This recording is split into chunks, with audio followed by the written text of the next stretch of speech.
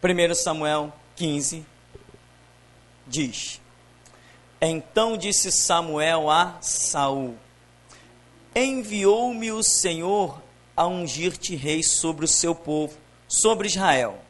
Ouve, pois, agora a voz das palavras do Senhor. Assim diz o Senhor dos exércitos: Eu me recordei do que fez Amaleque a Israel, como se lhe opôs no caminho quando subia do Egito. Vai, pois, agora e fere Amaleque, destrói totalmente tudo o que tiver e não lhe perdoes. Porém matarás desde o homem até a mulher, desde os meninos até aos de peito, desde os bois até as ovelhas e desde os camelos até os jumentos. Saul convocou o povo, os contou em Telaim, 200.000 homens de pé e 10.000 homens de Judá. Chegando, pois, Saul à cidade de Amaleque, pôs emboscada no vale. Disse Saul aos queneus: Ide-vos, retirai-vos e saí do meio dos amalequitas, para que vos não destrua juntamente com eles, porque vós usastes de misericórdia com todos os filhos de Israel, quando subiram do Egito. Assim os queneus se retiraram do meio dos amalequitas. Então feriu Saul os amalequitas, desde Avilá até chegar a Zur, que está defronte do Egito, e tomou vivo Agag, rei dos amalequitas. Porém, a todo o povo destruiu a fio de espada. E Saul e o povo perdoaram a Agag, e ao melhor das ovelhas e das vacas, e as da segunda sorte, e aos cordeiros, e ao melhor que havia, e não os quiseram destruir totalmente. Porém, a toda coisa vil e desprezível destruíram totalmente. Amém. Você pode sentar em nome de Jesus. Aqui nos deparamos com tão conhecido texto, mas o que queremos ver nesta oportunidade é que o projeto de Deus inclui o homem. Ou seja, Deus conta comigo, Deus conta contigo. Mas nós sempre pregamos que Deus é transcendental, que Ele é soberano, que Ele é onipotente. Ora, alguém assim não precisa de ninguém. Mas alguém assim tem autoridade para decidir por que caminho vai querer agir. Então, ele não precisa de mim, mas ele resolveu me incluir num plano dele. A soberania de Deus tanto pode realizar o que ele bem quer, sem incluir ninguém, porque ele é autossuficiente em si mesmo, mas a soberania de Deus também o permite incluir quem ele quiser no seu projeto, e assim tem que ser. Se ele quiser usar os corvos, assim vai ser. Se ele quiser usar uma mula, assim vai ser. Se ele quiser usar Balaão, ele usa. Se ele quiser usar João Batista para ser o precursor, ele usa. E quem não se rende à soberania de Deus, acaba pagando caro. Ou seja, quando Deus criou a humanidade, Deus traçou um plano. Deus tinha um plano. Era de levar uma geração, uma multidão de obedientes para morar na sua glória. Esse foi o plano traçado pela soberania de Deus. Mas a humanidade se rebelou contra Deus. Vai pagar caro. Já que não aceitaram o projeto de Deus de viver eternamente nas mansões celestiais, receberão o juízo de viver eternamente nas negruras eternas. Deus não aceita ser frustrado. Não interessa Ele traça planos na sua soberania e quer cumprimento. Esse texto que nós conhecemos, você vê que Samuel vem dar uma palavra para Saul. Saul está lá no seu reinado. E Samuel chega e diz assim, ouve as palavras do Senhor. Assim diz o Senhor dos exércitos, eu me recordei do que fez Amaleque a Israel, como se lhe opôs no caminho quando subia do Egito. Isso aqui já tinha, meu irmão, olha, dezenas e dezenas de anos já tinha se passado. De repente Deus chega para Saul e diz assim, eu estou me lembrando do que Amaleque fez, e eu tracei um plano, foi fazer de você um rei, para agora, através de você, eu me vingar dos amalequitas. E eu particularmente fico pensando, que coisa intrigante, quando Deus traça um projeto. Irmão, eu vou confessar para você o meu medo desesperado. As minhas orações são redundantes e eu digo, Jesus, me perdoa, mas não tem outro jeito. Jesus, me mostra qual é o teu projeto. E nem que seja deixando o couro na estrada, mas eu vou em busca dele até a última gota da minha força. Até a última gota do meu sangue. Porque eu já aprendi que Deus traça planos e exige que nós nos rendamos a Ele. Exige. Isso é uma questão de obediência a Deus. Tracei um plano, te incluí. Vem. Mas não. Vem. Então, eu fico olhando. Deus espera dezenas de anos para se vingar de um povo que maltratou o seu povo.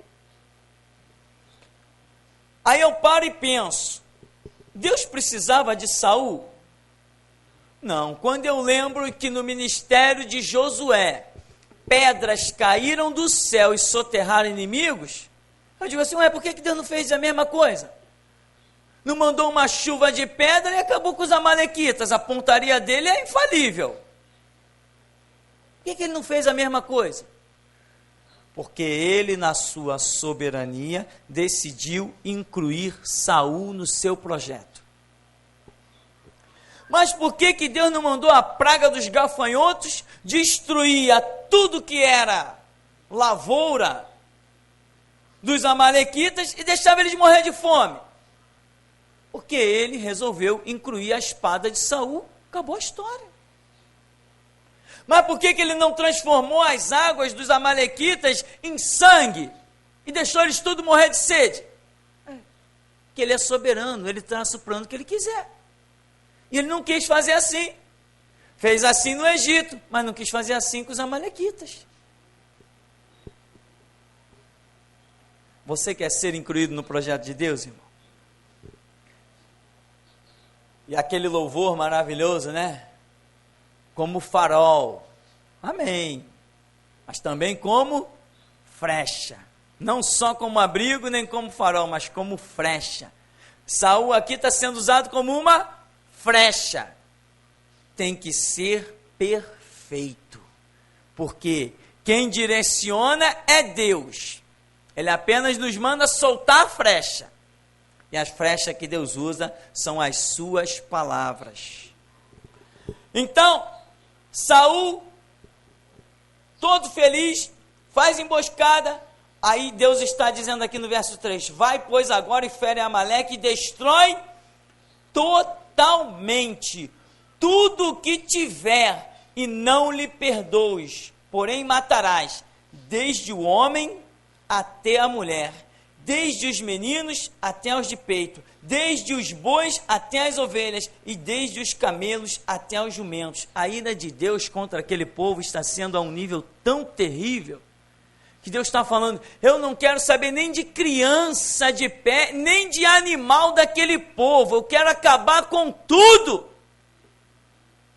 Uma coisa nós já aprendemos e jamais questionaremos, Deus é justo. Se Ele disse, mesmo que eu não entenda, está dito e executado e ponto final.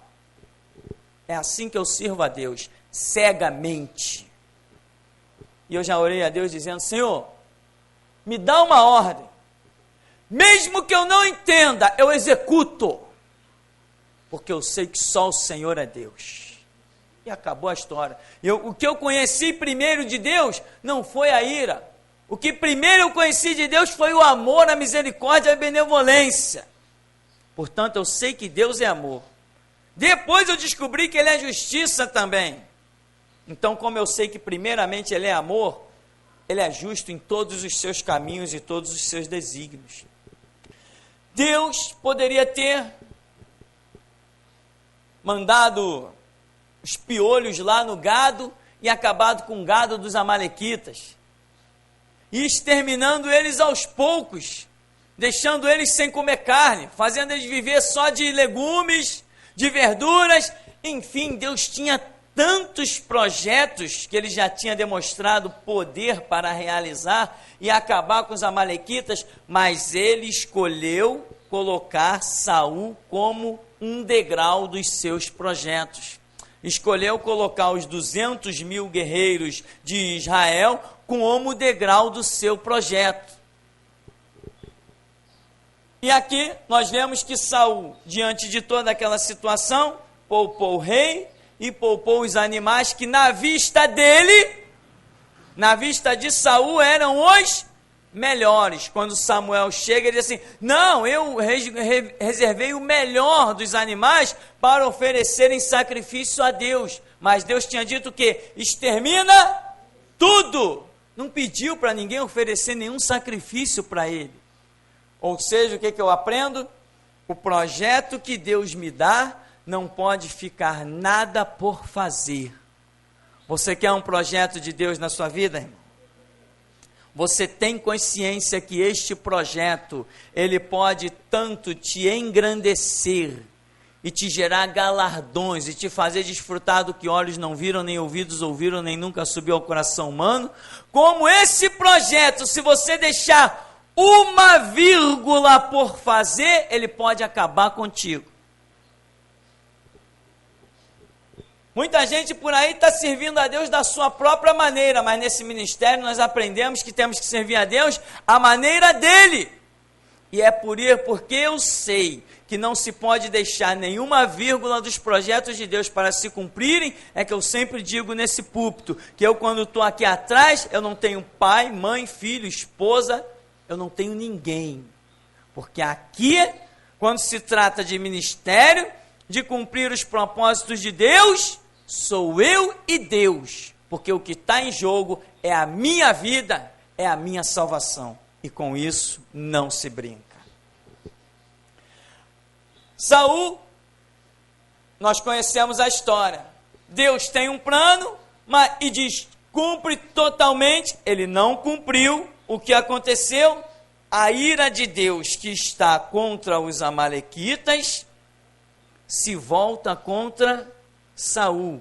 Mas interessante é que o texto diz que, no verso 8, e tomou vivo Agag, rei dos amalequitas, porém a todo o povo destruiu a fio da espada.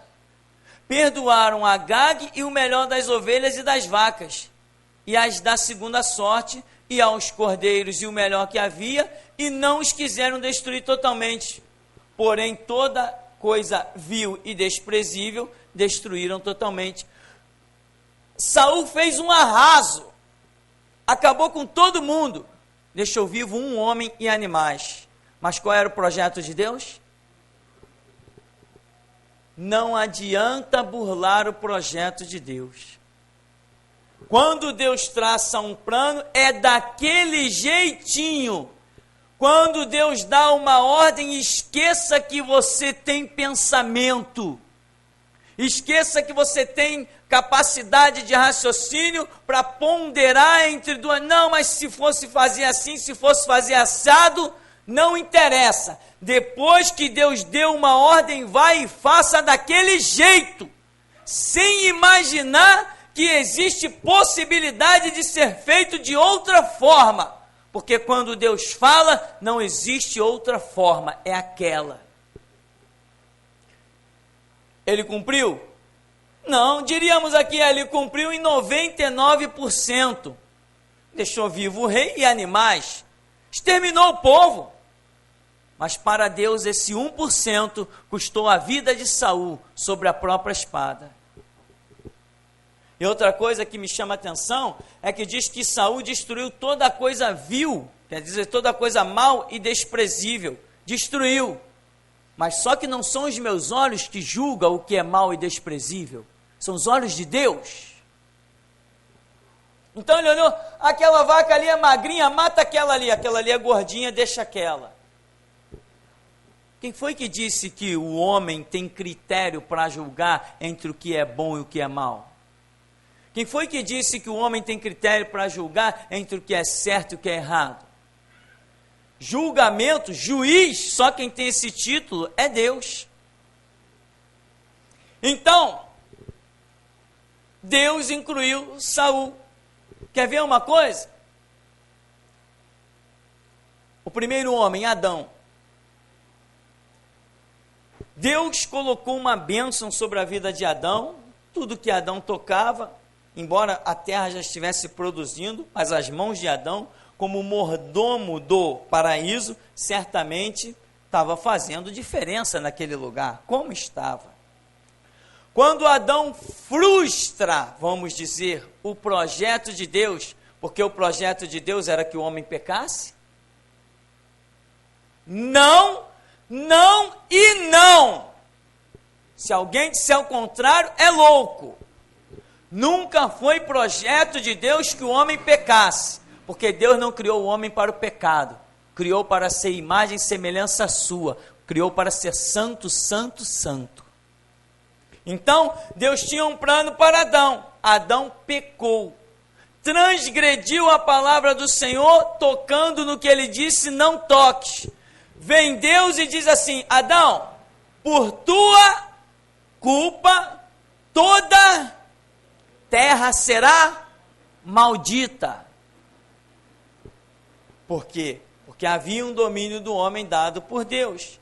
Então veja bem, o que aconteceu? Deus traçou um plano e incluiu Adão neste plano.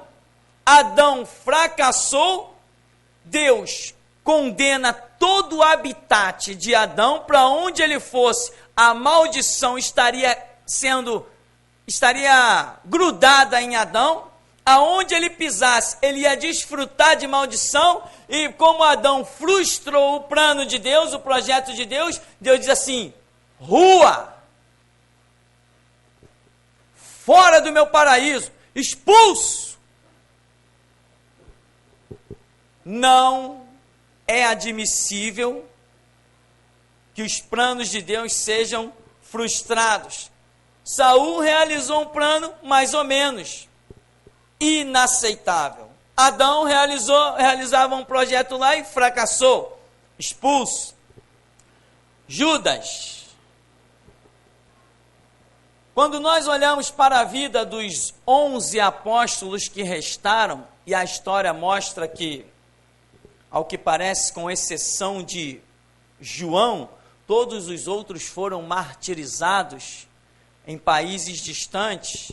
Deus tinha um plano, teve um plano na vida dos apóstolos, e como havia escolhido Judas como um apóstolo também, dá a entender que havia um plano na vida de Judas.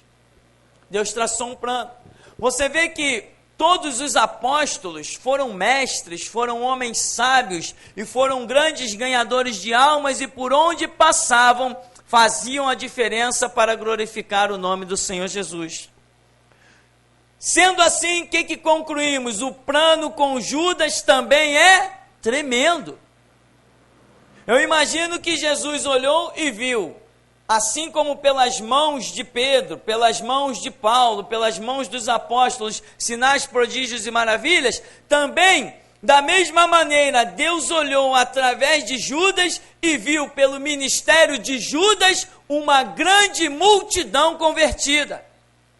Judas frustrou o plano de Jesus. Quem pagou por isso? Muita gente certamente deixou de conhecer Jesus Cristo por causa da transgressão de Judas. Porque Deus traçou alcançar almas através de Judas. Muitos deixaram de ser alcançados. Cada um cristão que fracassa na sua caminhada são correntes e correntes, filas e filas de pessoas que deixarão de conhecer a libertação que há em Cristo Jesus. Se eu tivesse fracassado na minha missão, talvez você não estivesse aí. Se eu tivesse fracassado na minha missão, pessoas lá na África não estariam sendo alcançadas, no Japão, nos Estados Unidos, na Inglaterra. Deus traça planos e nos inclui. Ai de mim, se fracassar no projeto de Deus. Não tenho nenhuma desculpa para fracassar, porque Deus é meu escudo, é meu rochedo, é minha fortaleza. Ele ordena seus anjos, arcanjos, querubins e serafins. Eu não tenho nenhuma desculpa de queda. Ele traçou um plano na minha vida, olhou para mim e disse, vitorioso. Acabou a história. Quando Deus traçou o plano na minha vida e disse, vou resgatar aquele da lama, vou levantá-lo, vou colocá-lo de pé, vou lhe revelar a maior glória que tenho, que é a minha palavra e o meu sangue. E através dele eu estou vendo uma grande obra sendo realizada. Ele poderia realizar essa obra sem mim, mas ele incluiu a mim, incluiu você. Ai de nós se fracassar. Foi exatamente isto que aconteceu com Judas. Judas, vem cá, meu apóstolo. Jesus já olhou e falou assim, através desse aqui eu vou alcançar milhares e milhares. O homem frustrou completamente o projeto de Deus. Aí Jesus disse assim, ai daquele por quem o Filho do Homem é traído.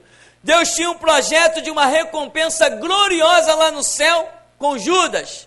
Ele fracassou, a sua recompensa foi horripilante no inferno, terminou na ponta de uma corda. E Jesus ainda dá testemunho. Esse aí foi como um filho da perdição. Esse não teve recompensa, esse não teve resgate. Então, irmão, ponha hoje a mão na consciência. Entenda, Deus traçou um plano para a sua vida e você não pode fracassar. Clama, põe em dia essas suas horas de oração, põe em dia a sua caminhada com Deus, a sua intimidade.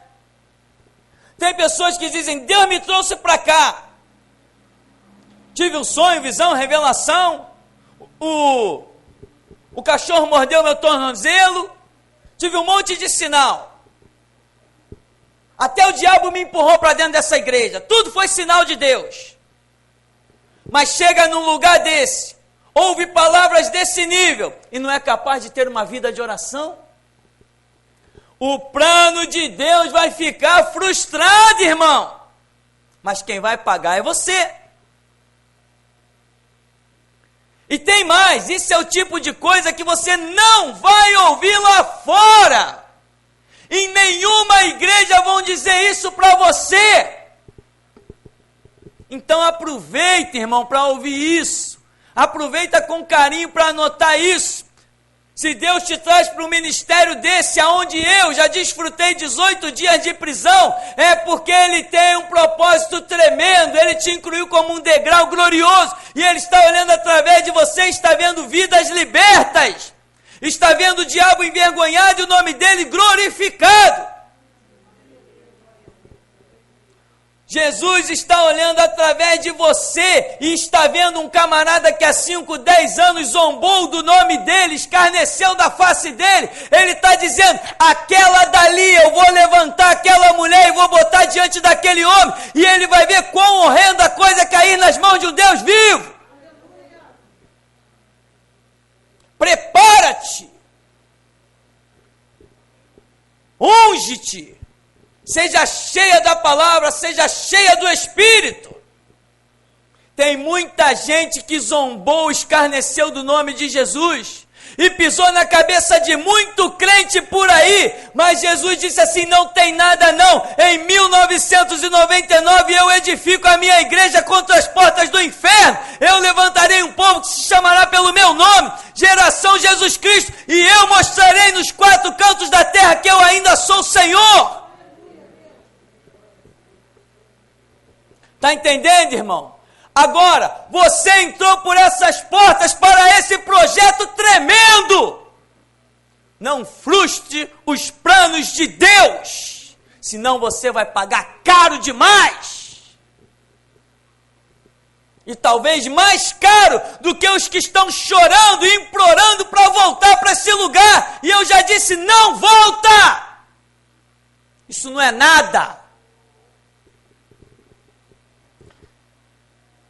Deus conta conosco.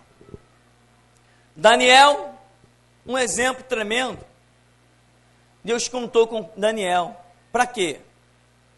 Para entrar na cova dos leões? Amém.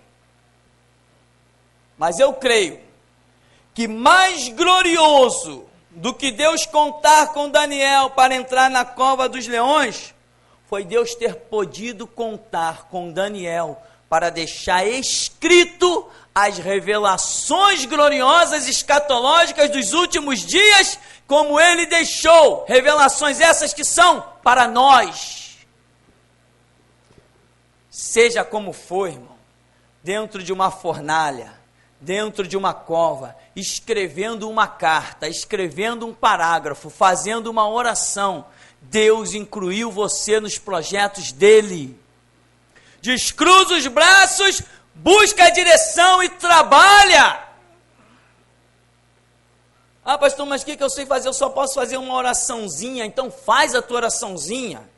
Que o anjo vem aqui na terra, pega ela numa bandeja e leva lá para o céu e mistura com as brasas do altar de Deus. E diz Apocalipse que vai chegar uma hora que essas oraçõezinhas vão ser pegas e vão ser lançadas sobre a terra para que o juízo de Deus se realize. Deus te trouxe para cá para depositar orações diante de Deus. Não frustre os planos de Deus. Mas já tem tanta gente orando, conversa fiada, tem nada. Não tem tanta gente orando, não. Tem tanta gente que abandonou o caminho da oração.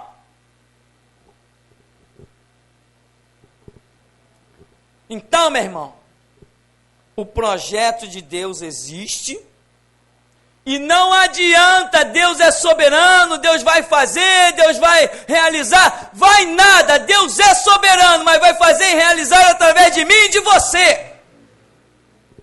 Sozinho ele não vai fazer nada, embora possa. Porque para operar sobre a terra, ele determinou operar através de carne e osso. Por isso que Jesus Cristo, o verbo se fez carne. Então, meu irmão, levanta, resplandece, desgruda do comodismo espiritual, irmão. Jesus se manifestou para um homem e disse: Ananias. Sim, Senhor, eis-me aqui. Ananias, vai à rua chamada direita. Lá tem um homem chamado Saulo, de Tarso. E ele teve uma visão que via entrar um homem chamado Ananias. Quem deu aquela visão a Saulo? Ou seja, Deus traçou um plano na vida de Saulo, e para que esse plano tomasse cumprimento, evoluísse, ele havia incluído quem? Ananias. Ananias, vai lá na rua chamada direita. Você vai encontrar um varão chamado Saulo. O camarada está cego das duas vistas. E ele viu que você chegava, impunha as mãos sobre ele, e ele voltava a enxergar. Mas, Senhor, este homem... Chega de conversa, eu já tracei meu plano. Não estou pedindo ajuda. Estou pedindo obediência. Mas, Senhor, esse homem é um assassino, esse homem é terrível. Eu já esquematizei tudo. Ele é para mim um vaso escolhido. Eu já dei a visão, é você que vai e ponto final. Não quero saber do teu medo, do teu joelho batendo um no outro, vai lá e faz o que eu estou mandando. Aí entra Ananias. Paz, irmão Saulo, imagina o joelho, tec, tec, tec, tec, tec. Até cego, Saulo botava medo em crente. Mas nem com arma a geração Jesus Cristo vai estremecer. Quem tem ouvidos para ouvir, que ouça. Lá vem Ananias, irmão Saulo. O homem está lá, totalmente quebrado. Senhor Jesus me mandou aqui para que tu tornes a ver e sejas cheio do Espírito Santo. Quem foi Saulo? Quem foi Paulo? Um memorial que enquanto se pregar evangelho, será lembrado.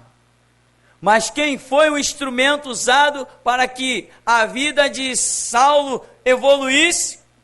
Quem foi que deu os primeiros passos para Saulo? Foi Ananias. Quem traçou esse projeto foi Jesus. Ai de Ananias se ele diz, não vou não. Hoje nós estaríamos aqui dizendo o dia e hora da morte de Ananias. Amém, meu irmão? Deus conta contigo. E eu quero que você seja como eu. Como? Em que sentido? Levando isso muito a sério. Às vezes eu canto aquela canção que diz assim: não consigo entender o que tu vês em mim. Ó Senhor, eu não sou o que devia ser,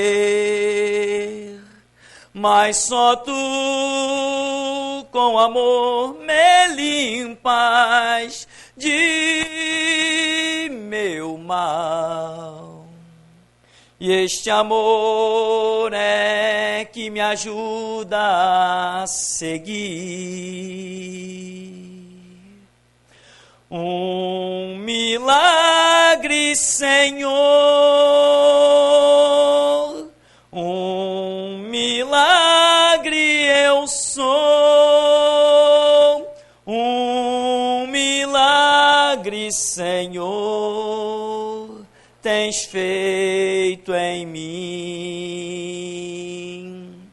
até findar meu viver, dar-te-ei meu louvor,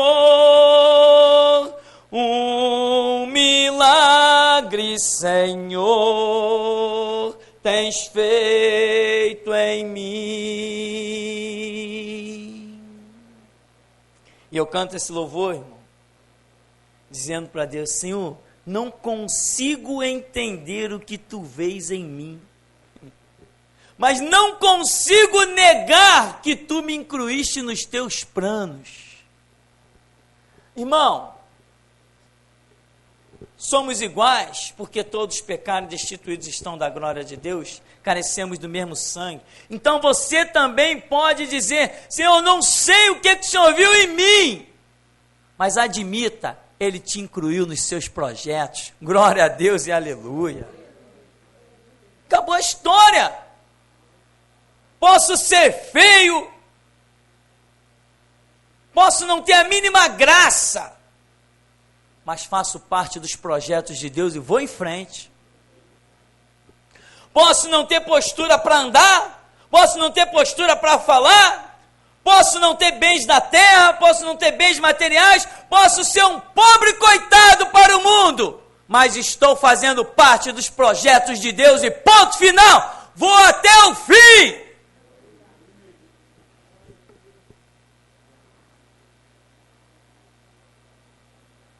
Então, meu irmão, admita que entrar por essas portas custou algo para você. Admita que chegar neste morro, entrar por essas portas, não foi fácil. Valoriza, porque os degraus de Deus sempre têm preço. E é por isso que você está aí. Não está aí para contribuir com dízimo e oferta, está aí para contribuir com a sua vida. Então, meu irmão, Deus é soberano. Pode fazer as coisas diretamente, poderia fazer, mas embora nós mesmos, eu particularmente, muitas vezes, não entendo como é que Deus fica, como que catando uma agulha no palheiro, procurando um obreiro. Eu digo, meu Deus, meu irmão, eu choro muito com Deus, porque eu atribuo, às vezes, nas minhas orações, eu atribuo sentimentos humanos a Deus. Teologicamente eu posso estar até errado, mas eu atribuo. Porque eu imagino, né? A Bíblia diz, veio para os que eram seus, e os seus o rejeitaram. Sentimento de rejeição, trauma em Jesus. Depois Jesus está lá naquela cruz, desce da cruz aí.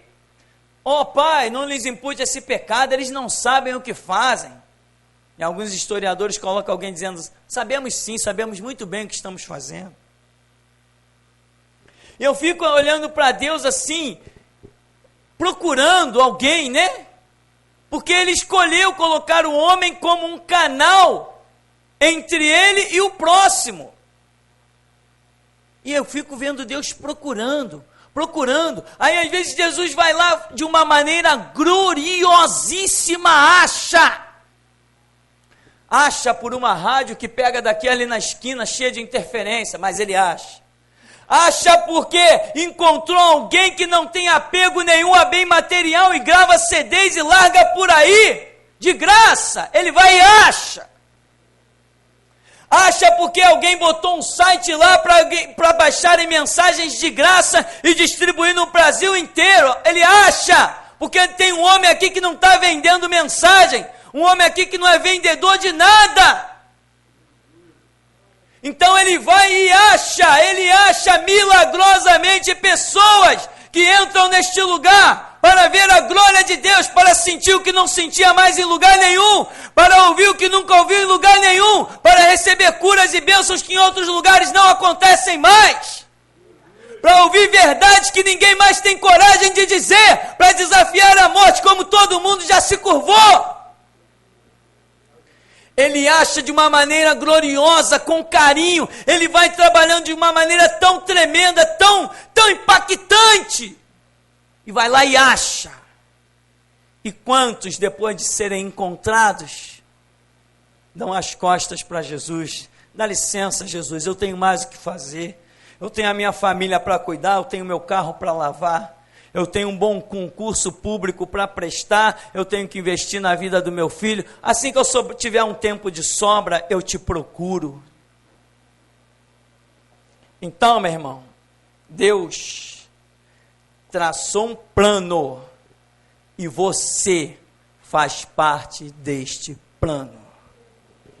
Aceite isso, e que Deus te abençoe, em nome de Jesus. Eu me perdi, num grande abismo tropecei,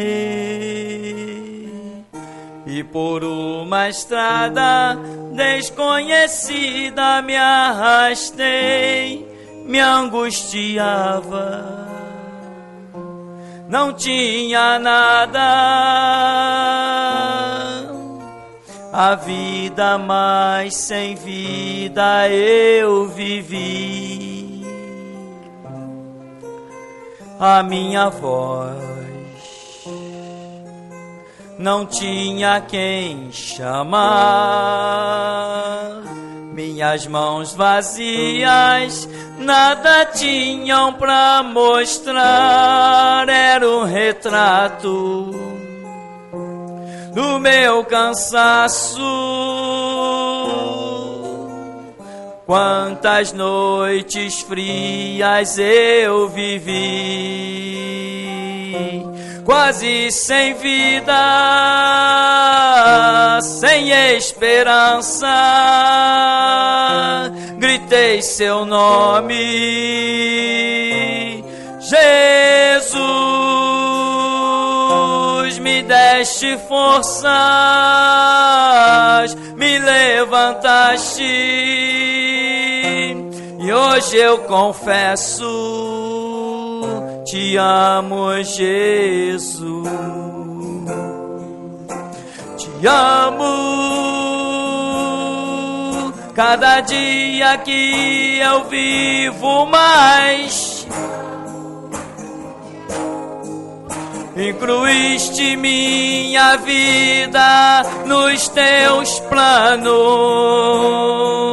e hoje eu vivo pra falar do teu amor. E agora minhas mãos mostram ao mundo a tua estrada, minha voz semeará tua palavra, pra mostrar quanto eu te amo, Jesus.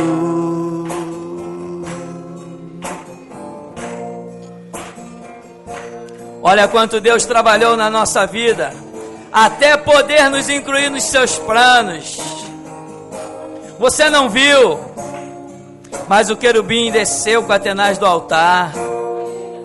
Anjos desceram para maniatar demônios. Espadas triunfaram contra correntes de Satanás. Você não viu, mas a enfermidade que te levaria à cova sumiu, desapareceu.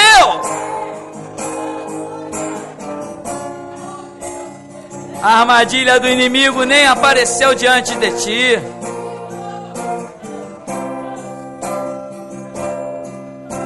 Eu me perdi, num grande abismo eu tropecei, e por uma estrada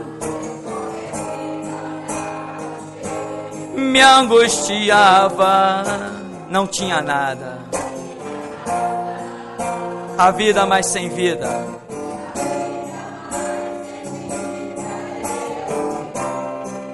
A minha voz não tinha quem chamar, minhas mãos nada tinham pra mostrar, era o retrato.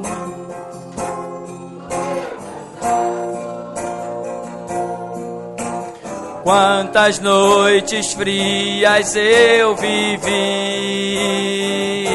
quase sem vida, sem esperança, gritei seu nome, Jesus,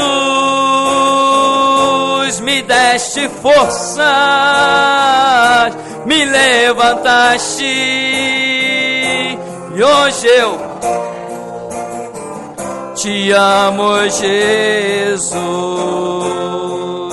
te amo.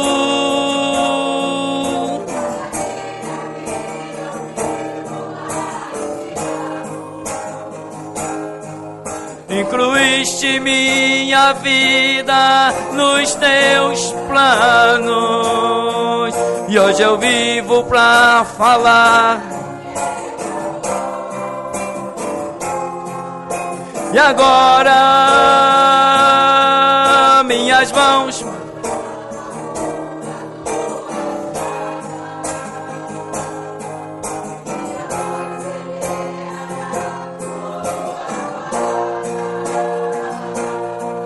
pra mostrar quanto eu te amo.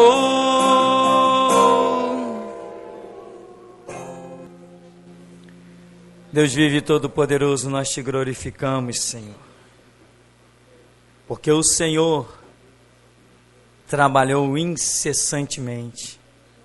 Como o Senhor Jesus disse, Meu Pai trabalha até hoje e eu trabalho também. Tu não trabalhas mais, ó Deus, criando o universo, nem criando os exércitos celestiais. Tu trabalhas, ó Deus, traçando planos para resgatar o homem e incluí-lo nos seus projetos. Por isso, Deus vivo e todo-poderoso, nós te glorificamos por reconhecer que estamos nos teus planos e até aqui nos ajudou o Senhor.